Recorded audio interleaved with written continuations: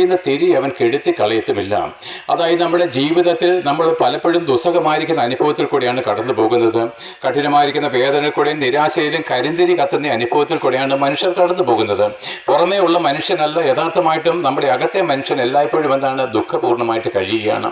എന്നാൽ ലോകം എന്താണ് ചെയ്യുന്നത്, മനുഷ്യരെന്താണ് ചെയ്യുന്നത്, നമ്മുടെ ബന്ധുമിത്രാദികൾ പോലും എന്താണ് ചെയ്യുന്നത്, പുകയുന്ന തിരി അല്ലെങ്കിൽ എന്താണ് എണ്ണ പറ്റിയത് ഒരു തിരി തല്ലിക്കെടുത്തുമ്പോൾ ഇതെന്താണ്, വിളക്കിൽ എണ്ണ ഒഴിച്ച് കത്തിക്കുന്ന തിരിയെ പറ്റിയല്ല പറഞ്ഞത്, നിന്റെ ജീവിതത്തെ പറ്റിയാണ് പറയുന്നത്.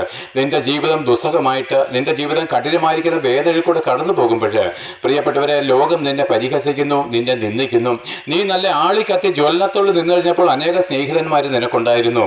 എന്നാൽ നിന്റെ എല്ലാ കാര്യങ്ങളും പറ്റി നീ ഒരു ദരിദ്രാവസ്ഥയിലേക്ക് വന്നപ്പോൾ നിന്നെ സ്നേഹിപ്പാനോ സഹായിപ്പാനോ ആരുമില്ലെന്ന് മാത്രമല്ല, നിന്നെ കാണുന്നത് പോലും ആർക്കും ഇഷ്ടമല്ലാത്തവണ്ണം മുഖം തിരിച്ചും കളഞ്ഞു. എന്നാൽ യേശുക്രിസ്തു പറയുകയാണ്, നിന്നെ ഞാൻ സഹായിക്കാം, നീ ഭ്രമിച്ച് നോക്കണ്ട, ഞാൻ നിന്നെ സഹായിക്കാം.